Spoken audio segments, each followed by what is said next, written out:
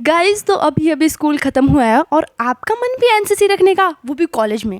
लेकिन पता नहीं कि कैसे रखनी है, क्या करना है और क्या होने वाला है, मतलब ज्वाइन करने का प्रोसेस। सो जय हिंद एवरीवन, मैं हूँ एनसीसी कैडेट पल्लवी ठाकुर और आज मैं आपको बताऊंगी कि हाउ टू ज्वाइन एनसीसी, मतलब फुल प्रोसीजर, कितने टाइप की विंग्स होती है। फर्स्ट ऑफ ऑल ये पता होना चाहिए कि एनसीसी कैडेट को क्या बोलते हैं। तो जो लड़कियां होती हैं उनको एसडब्ल्यू बोलते हैं और जो बॉयज़ होते हैं उनको एसडी बोलते हैं, ठीक है। तो अभी स्टार्ट करते हैं हम कि हाउ टू ज्वाइन एनसीसी।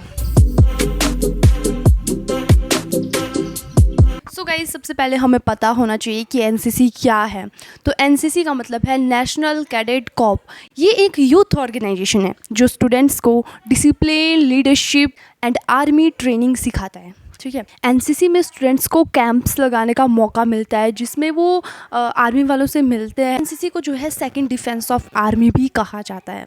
अब मैं आपको बताऊं, एनसीसी जो होती है हमारे पास 3 टाइप्स की होती है, एक army wing, naval wing and air force wing, ठीक। तो सबसे पहले आर्मी विंग।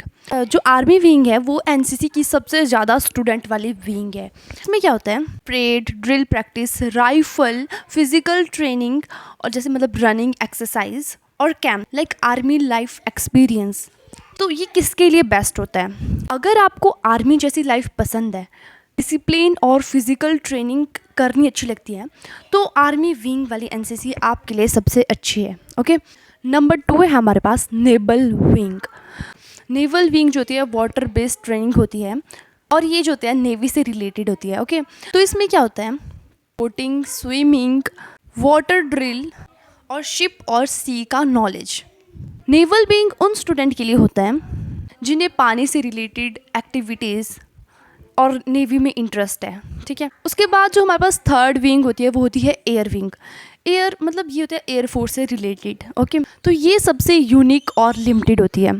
तो इसमें क्या होता है, aircraft knowledge, flying basic, aero modelling, air force training basic. और ये किसके लिए बेस्ट होता है? अगर आपका सपना एयरफोर्स में जाने का है या आपको प्लेन्स पसंद है तो आप एयर विंग एनसीसी ज्वाइन कर सकते हैं, आपके लिए परफेक्ट है एयर विंग एनसीसी, ओके। मैं तो आर्मी विंग की कैडेट हूँ। तो अब बात आई कि कॉलेज में एनसीसी कैसे ज्वाइन करनी है।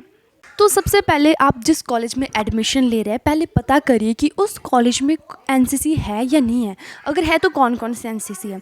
जैसे हमारे कॉलेज में सिर्फ आर्मी विंग और एयर विंग 2 एनसीसी है, ठीक है। तो आप भी देखो कि आपके कॉलेज में कौन सी विंग है एनसीसी की, ठीक है। थोड़े टाइम बाद जब कॉलेज स्टार्ट हो जाता है ना, तो तभी स्टार्टिंग में ही पता करना स्टार्ट कर दीजिए कि हाँ एनसीसी के बारे में, कि एनसीसी है कॉलेज में, नहीं है। तो आपको या तो एनसीसी ऑफिस में जाके पता करना है या क्लर्क ऑफिस में पूछिए कि एनसीसी ऑफिस कहाँ है, एनसीसी है कॉलेज में या नहीं है। अब आपका आता है सिलेक्शन प्रोसेस। सिलेक्शन कैसा होता है, ठीक है। सिलेक्शन जो है उस ग्रुप वगैरह को ज्वाइन कर लिया और थोड़ी बहुत क्लासेस ऐसे साथ में लगा ली, उसके बाद अभी सिलेक्ट आप नहीं हुए होते, ठीक है। फिर आपकी एनरोलमेंट होती है, उसके बाद आप सिलेक्ट होते हो। तो एनरोलमेंट में क्या होता है, मैं नेम वगैरह लिखते हैं जो भी है ना, पेरेंट्स का नेम, क्लास, रोल नंबर वगैरह सब कुछ। उसके बाद बटालियन से आए होते हैं आर्मी, ठीक है। बटालियन से आर्मी आई होती है, वो आपकी एनरोलमेंट करती है। सब कि एनसीसी की एनरोलमेंट में क्या क्या होता है। सबसे पहले होता है मेडिकल। एंड मेडिकल में आपको देखा जाता है आप फिट हो या नहीं हो। आपके फुट चेक किए जाते हैं, आपके हैंड मतलब फिंगर्स वगैरह चेक करी जाती है, आपकी हाइट चेक करी जाती है और आपकी आइज़ चेक की जाती है।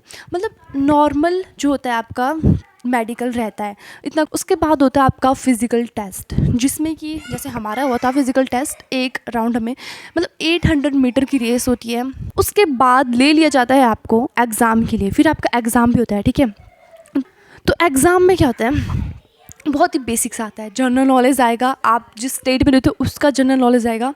अगर आपको एग्ज़ाम जो इसका होता है ना, एंट्रेंस एग्ज़ाम, उसका भी अगर आपको वीडियो चाहिए कि कैसे क्वेश्चन आता है तो मैं अपने यूट्यूब चैनल में डाल दूँगी, आप देख लेना।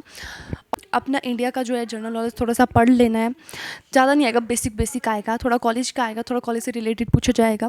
फिर जो होती है वो होती है असली चीज़, इंटरव्यू। वहाँ क्या देखा जाता है, वहाँ देखा जाता है आपका confidence level. First of all वहाँ पे ये नहीं देखा जाता आपने क्या आंसर दिया क्या नहीं, वो देखते हैं आपका कॉन्फिडेंस लेवल। और सबसे बेसिक क्वेश्चन भाई वहाँ ये पूछते हैं, पहले तो मतलब इंट्रोडक्शन लेते हैं आपकी छोटी मोटी, ठीक है। फिर क्या होता है, फिर पूछता है कि आपने एनसीसी क्यों रखनी है, आप एनसीसी क्यों रखना चाहते हो। और आप फिर नेवी है, एयरफोर्स है, आर्मी है, आप उनमें से सिर्फ ये वाली विंग ही क्यों रखना चाहते हो? जैसे मैंने आर्मी विंग रखी तो मुझे पूछा कि तुम आर्मी विंग ही क्यों चूज़ करना चाहती हो और तुम एनसीसी में क्यों आना चाहती हो? कि चलो अब तुम ये बताओ, अगर तुम एक एनसीसी कैडेट हो, तुम्हारे पास जो है डिसिप्लिन बहुत ज़रूरी है तुम्हारे लिए, तो तुम बताओ डिसिप्लिन होता क्या है? मतलब का बटालियन की जो आर्मी होती है वो सिर्फ आपका कॉन्फिडेंस देखना चाहती है कि आप में कितना कॉन्फिडेंस है, आप कैसे खड़ के बात कर रहे हो। तो क्या होता है, जब हमारी इंटरव्यू होती है वहाँ पे एक या तो आपका एएनओ अगर आपके कॉलेज में है वो बैठा होता है, या सीटीओ है तो वो बैठा होता है, और साथ में 2-3 बैठे होते हैं आपके बटालियन के। तो ऐसे इंटरव्यू होती है और उन 4 लोगों के सामने आप एक अकेले इंसान होते हो, आपको अपना कॉन्फिडेंस वहाँ दिखाना होता है। सिलेक्शन प्रोसेस में होते हैं तो बहुत सारे बच्चे आते हैं, तो उनमें से आपको दिखना है कि वो आपको क्यों सिलेक्ट करे, इतने सारे बच्चे हैं उनको क्यों सिलेक्ट ना करे, सिर्फ आपको करे। तो ये जो जगह होती है ना इंट्रोडक्शन, वहाँ पे आपको दिखना है आप। सो थैंक यू एवरीवन, जय हिंद। एनसीसी से रिलेटेड और इन्फॉर्मेशन वीडियो के साथ मिलते हैं।